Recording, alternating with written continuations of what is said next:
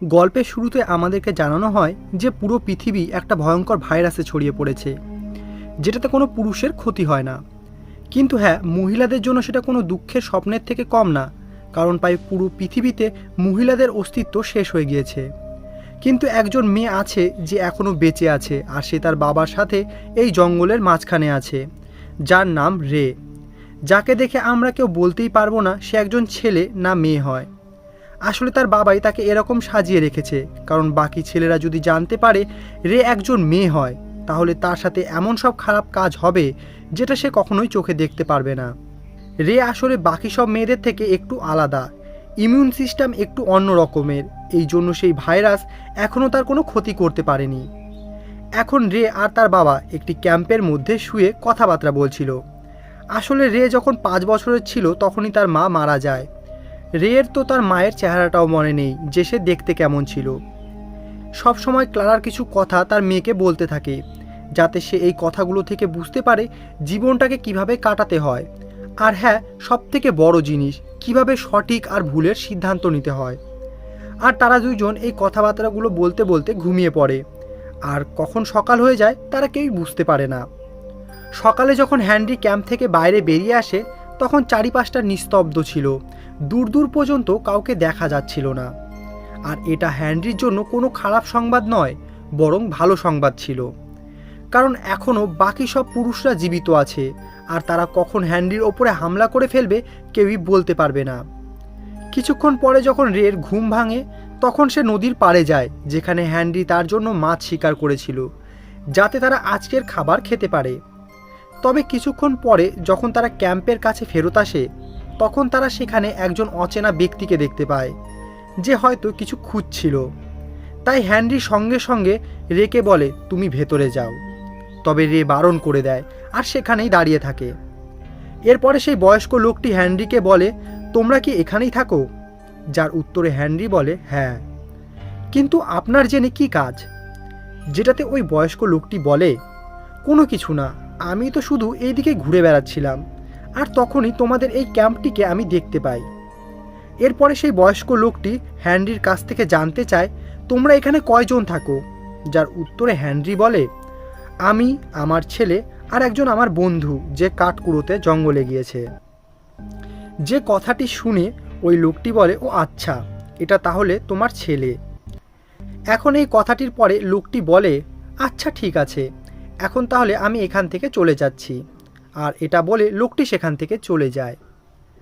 এখন ওই লোকটি চলে যাওয়ার পরে হ্যানরি রের ওপরে অনেক রেগে যায় আর তাকে গালাগালি করতে থাকে, কারণ রে তার কথা শোনেনি। যার উত্তরে রে বলে, এখন আমি অনেক বড় হয়েছি আর তারও নিজের একটা সিদ্ধান্তে নেওয়ার অধিকার আছে। রে আরও বলে, আমার সেই লোকটিকে দেখে কোনো রকমের বিপদ বলে মনে হয়নি, এই জন্য আমি ভেতরে যাইনি। যে কথাগুলোকে শুনে হ্যানরি আর রের মধ্যে বড়সড় একটা ঝগড়া হয়ে যায়। যার কিছুক্ষণ পরে হ্যানরি বুঝতে পারে সত্যি তো রে এখন বড় হচ্ছে আর তার একটা স্বাধীনতার প্রয়োজন, সে এইভাবে পশুদের মতন তাকে আটকে রাখতে পারে না।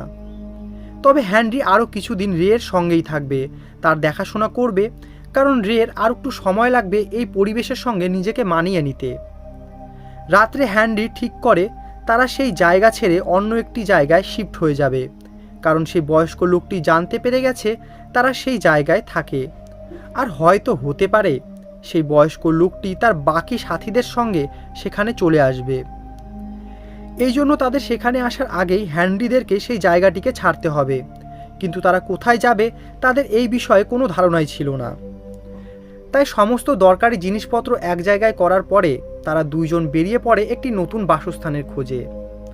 আর অনেকক্ষণ ধরে চলাফেরা করার পরে তারা ফাইনালি নিজেদের বাসস্থানটিকে খুঁজে পেয়ে যায়। আসলে সেটা একটি পুরনো বাড়ি ছিল, যেখানে হয়তো এখন কেউ থাকে না। তাই তারা দুইজন এখন সেই বাড়িকেই নিজেদের বাসস্থান বানিয়ে নেয়। তাই হ্যানরি বাইরে একটি গাছের নিচে নিজেদের সমস্ত জিনিসপত্রগুলোকে রেখে দেয়, কারণ কেউ যদি তাদের ওপরে হামলা করে তাহলে তারা যেন সেই জিনিসপত্রগুলোকে নিয়ে সেখান থেকে পালিয়ে যেতে পারে। নয়তো যদি ঘরের মধ্যেই জিনিসপত্রগুলোকে রাখে তাহলে পালিয়ে যেতে অসুবিধা হবে, আর হতেও পারে তারা সেই জিনিসপত্রগুলোকে চুরি করে নেবে। কিছুক্ষণ পরে হ্যানরি বাড়ির পেছনে একটি তৎকাল গেট বানিয়ে নেয় সুরক্ষার জন্য। এরপরে সন্ধ্যাবেলা যখন হ্যান্ডি খাবার বানাচ্ছিল তখন রে সিটি বাজিয়ে দেয়, যেটা একটা বিপদের সংকেত ছিল। তাই হ্যান্ডি সঙ্গে সঙ্গে দৌড়ে তার কাছে যায়। আসলে রে সেখানে এমন কিছু দেখে ফেলেছিল যেটা দেখে সে খুব বেশি ভয় পেয়ে যায়। সেখানে দুটো মৃতদেহ পড়েছিল, যাদের কাছে গেলে বোঝা যায় তারা দুইজন আসলে মা ও মেয়ে ছিল, যাদেরকে দেখে হ্যান্ডি বুঝতে পেরে যায় এদের মৃত্যু ভাইরাসের কারণে হয়নি। তাদের সাথে খুব নোংরা কাজ করা হয়েছিল আর তাদেরকে এখানেই আটকে রাখা হয়েছিল। পরে যখন তারা দুজন মারা যায় তখন তাদেরকে ছেড়ে এখান থেকে চলে যায়। এই জন্য তাদের এরকম ভয়ানক অবস্থা হয়ে গিয়েছে। এখন সেই দুটো মৃতদেহকে দেখে রের মনে অনেক প্রশ্ন জেগে উঠেছিল। তার অনেক কিছু জানার ইচ্ছা ছিল হ্যান্ড্রির কাছ থেকে। এখন হ্যান্ড্রিও পিছিয়ে যায় না, সেও খুব চিন্তা ভাবনা করে সে সমস্ত প্রশ্নের উত্তর দেয়। রে প্রশ্ন করে তাদের মৃত্যু কিভাবে হয়েছে, তারা কি মা ও মেয়ে ছিল? উত্তরে হ্যান্ডি বলে পৃথিবীতে সেই ভাইরাস ছাড়াও অনেক বিপদ আছে, যেটা শুধু মেয়েদের জন্য, কারণ পুরো পৃথিবী থেকে মেয়েদের অস্তিত্ব প্রায় শেষ হয়ে গেছে। যে কারণে ছেলেরা এখন শেয়ালের মতন তাদেরকে খুঁজে বেড়াচ্ছে, যাতে তারা সেই সমস্ত কাজ করতে পারে যেটা করার অনুমতি তাদের কাছে নেই। আর নিচে আমরা যে দুটো লাশকে দেখেছিলাম সেটা হয়তো মা ও মেয়ে ছিল, যারা বছরের পর বছর এখানেই থাকছিল, কিন্তু একসময় ডাকাতরা সেখানে হামলা করে আর তাদেরকে বন্দি করে নেয়। রে এর বিশ্বাস ছিল সমস্ত ছেলে একরকম হয় না, যে কথা হ্যান্ডি বলে হ্যাঁ হতে পারে, তবে এখন যদি আমরা সেটা নিয়ে তদন্ত করতে বের হই তাহলে আমরা নিজেরাই হারিয়ে যাব। এই জন্য যতদিন না এই ভাইরাস খতম হচ্ছে ততদিন আমাদেরকে এভাবেই সারভাইভ করতে হবে। এখন এই সব কথা শুনে রে চিন্তিত হয়ে পড়েছিল। তার স্বাধীনতার প্রয়োজন ছিল, সে কেনই বা অন্য কাউকে দেখে ভয় পেয়ে থাকবে। তবে হ্যান্ডি জানতো যে এখনও সে অনেক ছোট, তার চিন্তাভাবনা শুধু একটু আলাদা। পরের দিন যখন তারা ঘুম থেকে ওঠে তখন তারা পাশের গ্রামে কিছু জিনিসপত্র নেওয়ার জন্য যায়। সেই সময় হ্যান্ডি রেকে পুরোপুরি ছেলে সাজিয়ে নিয়ে যায়, যেটা রেয়ের এখন বিরক্তের কারণ হয়ে উঠেছিল। সে আর এইভাবে বাঁচতে চাইছিল না, তবে কি করা যাবে, সে তার বাবার কাছে বাধ্য ছিল। এরপরে যখন তারা শপিং মলে যায় সেখানে আমরা শুধু ছেলেদেরকেই দেখতে পাই, যারা মেয়েদের কাজও করছিল। কী বা করা যাবে, কারণ এখন মেয়েদের অস্তিত্ব আর বেঁচে নেই। এরপরে যখন তাদের দুইজনের বিলিং করার সময় আসে তখন কেশিয়ার তাদের কাছ থেকে জানতে চায় যে ওই বাচ্চাটা কে হয়, যেটাতে হ্যান্ডি জানায় এটা তার ছেলে হয়। সেই ভাইরাসের আক্রমণের 1 বছর আগে সে জন্ম নিয়েছিল। যার উত্তরে ক্যাশিয়ার বলে তোমার ছেলে তো অনেক ছোট, কিন্তু কি করা যাবে, এই সমাজটা এখন খুব বোরিং হয়ে গেছে, কোনো মেয়ে ছাড়া কি আনন্দ আছে? তবে আমি শুনেছি চায়নারা আর্টিফিশিয়াল মেয়ে মানুষ তৈরি করেছে, যারা একদম আসল মানুষের মতনই দেখতে আর তাদের মতন কথাও বলে। এখন রে সেখানে কিছু বলতে চাইছিল, কিন্তু তার বাবা তাকে বারণ করে দেয়, কারণ হয়তো হতে পারে বাকি লোকেরা তার আওয়াজ শুনে তার আসল পরিচয় চিনতে পেরে যাবে। শপিং করার পরে তারা দুইজন সেখান থেকে লাইব্রেরিতে চলে যায়, কারণ রের পড়াশোনা করতে খুব ভালো লাগে আর সে কিছু বই নেওয়ার জন্য আজকে তার বাবার সাথে এসেছিল। এরপরে বাড়ি গিয়ে হ্যান্ডি রের কাছ থেকে জানতে চায় তোমার কি খেয়াল সেই শপিং মলের কেশিয়ারের কথায়, তারা কি সত্যি এরকম কাউকে তৈরি করে ফেলেছে? তবে রেয়ের মত একদম আলাদা ছিল, সে বইয়ে অনেক কিছু পড়েছিল হিউম্যান রিপ্রোডাকশনের সম্পর্কে, তাই সে জানতো এরকমটা কখনোই সম্ভব না, তারা আসলে পুতুলের মতনই থাকবে। এর কিছুক্ষণ পরে হ্যান্ডি তাকে বলে ভবিষ্যতে আসার সময় তার শরীরে অনেক রকমের পরিবর্তন দেখা দিবে, কিন্তু সেটাতে সে যেন ভয় না পায়, কারণ এটা স্বাভাবিক বিষয়। আর হ্যাঁ, সেই আর্টিফিশিয়াল মেয়েগুলো আসল মা কখনোই হতে পারবে না, কখনোই তারা মা হতে পারবে না, তাই সব সময় সত্যিটাকে খুঁজে বের করতে থাকবে আর কখনো এসব ফালতু কথায় কান দেবে না। এরপরে রে তার কাছ থেকে রেজিজামের সম্পর্কে জানতে চায়, আর এই উত্তরটাও হ্যান্ডি খুব বুদ্ধিমত্তার সঙ্গে দেয়। হ্যান্ডি বলে রেজিজাম এখন আর এই পৃথিবীতে এক্সিস্ট করে না, কিন্তু যখন এই পৃথিবীটা ঠিক ছিল তখন অনেক মানুষ একে অপরকে ধর্মের বর্ণের ওপরে নির্ভর করে অত্যাচার করত। সে আরও বলে এই সব কিছু ফালতু ঘটনা, তারাও একজন মানুষ হয় আর আমাদের অন্য মানুষের কষ্টকে বোঝা উচিত। এরপরে রে জানতে চায় যে তার মা কতটা দেখতে সুন্দর ছিল, কারণ তার কোনো ছবি তার কাছে নেই। যার উত্তরে হ্যানরি বলে, তোমার মা দেখতে খুব সুন্দর ছিল, যেমনটা তুমি, আর তাকে আমি আগেও ভালোবাসতাম, ঠিক এখনও ভালোবাসি। এতে রে বলে, মরে যাওয়া মানুষকে কিভাবে ভালোবাসা যায়? হ্যানরি উত্তর দেয় যে মানুষ মারা যায়, কিন্তু তাদের জন্য থাকা ভালোবাসা কখনোই মারা যায় না, সে সবসময় আমাদের মনের মধ্যে থাকে। তারা অনেক রাত পর্যন্ত একে অপরের সাথে কথা বলে, যার ফলে তাদের মধ্যে সম্পর্ক আরও ভালো হয়। আর এই ঘটনায় হ্যানরি অনেক খুশি ছিল, কারণ সে অনেক কিছু আজকে তার মেয়েকে শিখিয়েছে। কিছুক্ষণ পরে যখন তারা বাইরেরটা দেখছিল, তখন তাদের গেটের কাছে কিছু মানুষ আসে, যারা তাদেরকে জানায় তাদের গাড়ির তেল শেষ হয়ে গিয়েছে, তাই তাদের কাছে কি এক্সট্রা ফিউল আছে, যেটাতে হ্যানরি তাদেরকে সরাসরি মানা করে দেয়। কিন্তু সেই লোকগুলো হ্যানরির কাছে অনুরোধ করে যে তারা অনেক দূর থেকে এসেছে আর আশেপাশে কোনো পেট্রোল পাম্প নেই। সেই লোকগুলো হ্যানরিকে টাকা দেওয়ার জন্যও রাজি ছিল, তবে হ্যানরি টাকা নিতে মানা করে দেয় আর তাদেরকে সেখান থেকে চলে যেতে বলে। তবে তখনই সেই লোকগুলোর মধ্যে একজন বলে, তুমি আজকে একটা বাচ্চাকে নিয়ে শপিং মলে এসেছিলে না? এখন এই কথা শুনে হ্যানরি পুরোপুরি চমকে যায় আর লুকিয়ে থাকা হ্যানরিকে বের করে পেছনের এমার্জেন্সি গেট দিয়ে বেরিয়ে যায়, যেটা সে এরকমই কোনো বিপদের জন্য বানিয়েছিল। দুইজন সেখান থেকে সঙ্গে সঙ্গে দৌড়ে জঙ্গলের দিকে চলে যায়। অন্যদিকে ওই চারজন লোক বাড়ির গেট থেকে ভেতরে ঢুকে পড়ে।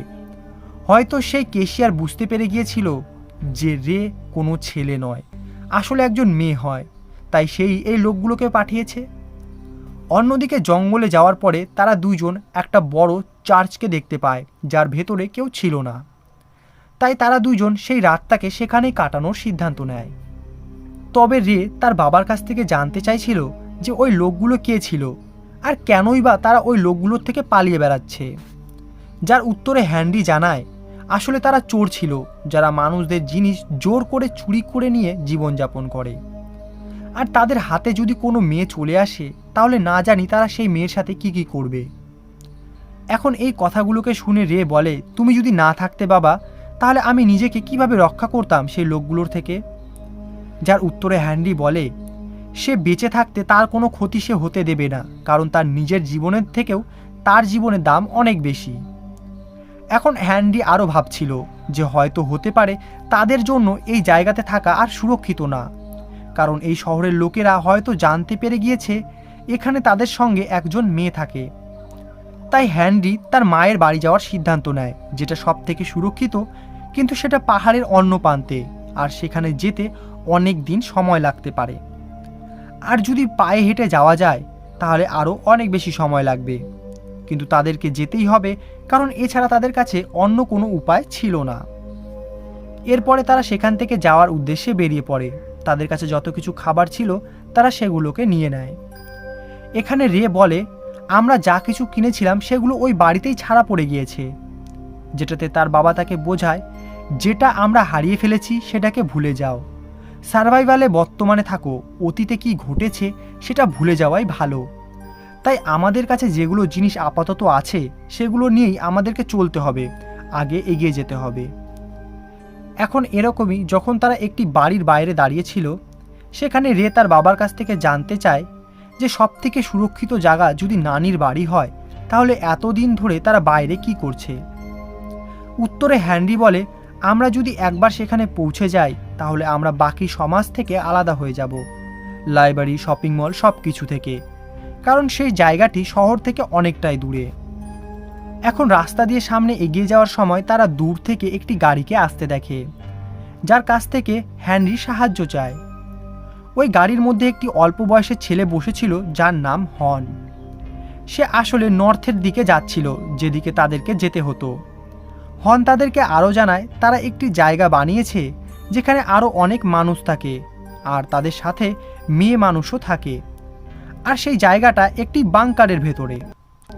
সেখানে আমরা সমস্ত কিছু নিজে থেকেই তৈরি করেছি, চাষবাস এমনকি ইলেকট্রিসিটিও নিজে থেকেই বানিয়েছি, তাই তোমরা যদি সেখানে যেতে চাও তাহলে আমাদের সাথে যেতে পারো। একটা সময় তো হ্যান্ডি ভাবে হয়তো এটা হতে পারে, তবে এমনটা তো হতেও পারে যে সেখানে যে মহিলারা আছে তারা ভাইরাসে আক্রান্ত, তাই আমরা যদি সেখানে যাই তাহলে আমাদেরও সেই ভাইরাস আক্রমণ করতে পারে। এরপরে সে হনকে গাড়ি দাঁড় করাতে বলে আর তাকে কিছুটা দূরে নিয়ে গিয়ে বলে, আমি তোমার গাড়িকে নিতে চাই, আর এর জন্য তোমার সাথে যদি আমাকে মারামারি করতে হয়, এমনকি তোমাকে মেরেও ফেলতে হয়, তার জন্য আমি তৈরি আছি। এখন বলো তুমি কি করতে চাও। এখন হন তার সাথে লড়াই করতে চাইছিল না, তাই সে গাড়ির চাবিটিকে তাদেরকে দিয়ে দেয়। এর কিছুক্ষণ পরে গাড়ি নিয়ে তারা নানি বাড়ি পৌঁছে যায়, যেখানে পৌঁছলে তারা জানতে পারে সেই বাড়িতে এখন 3 জন বয়স্ক মানুষ প্রায় 4 বছর ধরে থাকছে। এখন হ্যান্ডি সেই 3 জনকে জানায় এই বাড়িটা আসলে তার মায়ের হয়, তবে ওই 3 জন মানুষ সরাসরি মানা করে দেয় আর বলে এখন তারাই সেই বাড়ির মালিক, তবে তারা যদি আজকের রাতটা সেখানে কাটাতে চায় তাহলে কাটাতে পারে। এরপরে তারা 2 জন ওপরের রুমে চলে যায়, তবে হ্যান্ডি ওদের ওপরে বিশ্বাস করতে পারছিল না, তাই সে গেটের মধ্যে এক্সট্রা একটা লক লাগিয়ে নেয়, যাতে তারা যদি কোনো রকমের খারাপ কাজ করার চেষ্টা করে তাহলে তারা যেন সেখানে থেকে পালিয়ে যাওয়ার জন্য কিছুটা সময় পেয়ে যায়। এরপরে রে তার বাবার কাছ থেকে জানতে চায় এই সব আর কতদিন চলতে থাকবে, তারা কি কখনো একটা স্বাভাবিক জীবন কাটাতে পারবে না। এতে হ্যান্ডি বলে, কেন না, আশার ওপরেই পৃথিবী বেঁচে আছে আর তাদেরকে হাল ছাড়া উচিত না। পরের দিন সকাল হলে সেই 3 জনের বিশ্বাস হয়ে যায় হ্যানরি একজন ভালো মানুষ। আসলে হ্যানরি তাদেরকে মিথ্যা কথা বলেছিল যে রে একজন ছেলে হয় আর তার নাম অ্যালেক্স। তারা 2 জন একসাথেই থাকে, যেমনটা সে সবসময় বলে আসে। এখন হ্যানরি তাদের 3 জনকে ভদ্র মানুষ বলে মনে হয়েছিল, সেই জন্য সে আরও কিছুদিন সেখানে থাকার সিদ্ধান্ত নেয়। ধীরে ধীরে রেও এখন তাদের সঙ্গে মেলামেশা করতে শুরু করেছিল, এমনকি টম নামের একজন লোক তাকে শিকার করাও শিখিয়েছিল। এখন এইভাবেই দেখতে দেখতে 1-2 মাস কেটে যায়, আর একদিন টম হ্যানরির কাছে এসে বলে, অ্যালেক্স তোমার ছেলে নয় বরং মেয়ে হয়। যে কথা শুনে হ্যানরি ঘাবড়ে যায় আর বলে, এটা তুমি কি বলছো? সে আমার ছেলে হয়, তুমি ভুল বুঝতে পারছো। কিন্তু বন্ধুরা, এখানে টম হ্যানরির চোখ দেখে বুঝতে পেরে গিয়েছিল যে সে মিথ্যা কথা বলছে। সে বলে, তুমি ভয় পেও না, আমি অন্য সব লোকেদের মতন না। আমারও একটা ছোট্ট পরিবার ছিল, কিন্তু যখন সেই ভাইরাস ছড়িয়ে পড়ে তখন আমার স্ত্রী মারা যায়। এরপরেও আমার 2 জন মেয়ে বেঁচে ছিল, কিন্তু একদিন আমার বাড়িতে চোরেরা প্রবেশ করে আর আমার মেয়েদেরকে মারধর করে আমার চোখের সামনে থেকে নিয়ে চলে যায়। আমি অনেক চেষ্টা করেছিলাম তাদেরকে কোনোভাবে খুঁজে বের করার, কিন্তু তাদেরকে আর কখনোই খুঁজে বের করতে পারিনি। এই জন্য আমি তোমার কষ্টটাকে বুঝতে পারছি। তুমি তোমার নিজের মেয়েকে বাঁচানোর জন্য কতটা কষ্ট করছো, কিন্তু তোমার ভবিষ্যৎ কি? তোমার খুশি রাখার দায়িত্ব কার? আর এখানে গিয়ে হ্যান্ডি স্বীকার করে সে আসলে ছেলে না বরং মেয়ে হয়। আর আমার জীবনে কি, আমি ততদিন খুশি যতদিন আমার মেয়ে খুশি, আর এই জন্য আমি মরতেও রাজি।